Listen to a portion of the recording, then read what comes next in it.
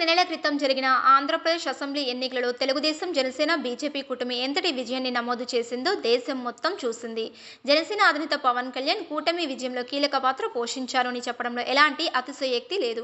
AP ముఖ్యమంత్రి, Telugu Desam party అధినేత నారా చంద్రబాబు నాయుడు స్వయంగా ఈ విషయాన్ని చెప్పడం విశేషం. అయితే ఎన్డీఏ కూటమిలో కీలక నేతగా ఎదుగుతున్న పవన్ కళ్యాణ్కు బీజేపీ హైకమాండ్ కీలక బాధ్యతలు అప్పగించింది.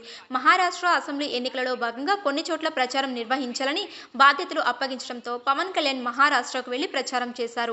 ఇక మహాయుతి అభ్యర్థుల తరపున పవన్ కళ్యాణ్ ప్రచారం చేసిన స్థానాలలో ఇప్పుడు వారు అత్యధికంలో కొనసాగుతుండటం విశేషం.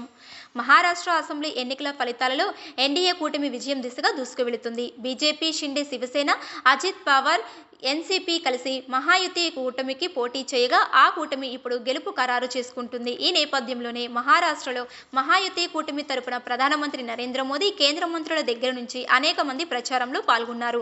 తెలుగు రాష్ట్రాల నుంచి తెలంగాణ సీఎం, ఆంధ్రప్రదేశ్ డిప్యూటీ సీఎంలు మహారాష్ట్రలో ప్రచారం నిర్వహించారు.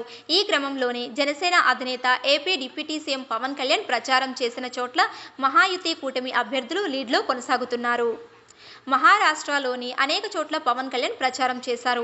వివిధ ప్రాంతాలలో నిర్వహించిన బహిరంగ సభల్లో ప్రసంగించారు. సనాతన ధర్మాన్ని రక్షించాలని, బీజేపీ కూటమి అభ్యర్థులను గెలిపించాలని ఈ సందర్భంగా మహారాష్ట్ర ప్రజలకు పవన్ కళ్యాణ్ విజ్ఞప్తి చేశారు. మహారాష్ట్ర ఎన్నికల ప్రచారంలో ముమ్మరంగా పాల్గొన్న పవన్ కళ్యాణ్ అక్కడి తెలుగు ఓటర్లను మహాయుతి కూటమికి ఓట్లు వేసే ప్రయత్నాలలో సఫలమయ్యారు. పూణే కంటోన్మెంట్, బల్లార్పూర్, షోలాపూర్, డెంతులూర్, లూతూర్ రూరల్, హత్పత్సర్, కప్సాపేట్ ప్రాంతాల్లో పవన్ కళ్యాణ్ ఎన్నికల ప్రచారాన్ని నిర్వహించారు. వీటిలో ప్రస్తుతం ఎన్నికల ఫలితాలు వెలువడుతున్న పూణే కంటోన్మెంట్, బల్లాపూర్, షోలాపూర్ నియోజకవర్గాలలో బీజేపీ కూటమి అభ్యర్థులు ముందంజలో ఉన్నారు. ఇక డెత్లూర్, లాతూర్ సీట్లలో మహాయుతి, మహావికాస్ అఘూడి కూటముల మధ్య హోరాహోరీ పోరు కొనసాగుతుంది.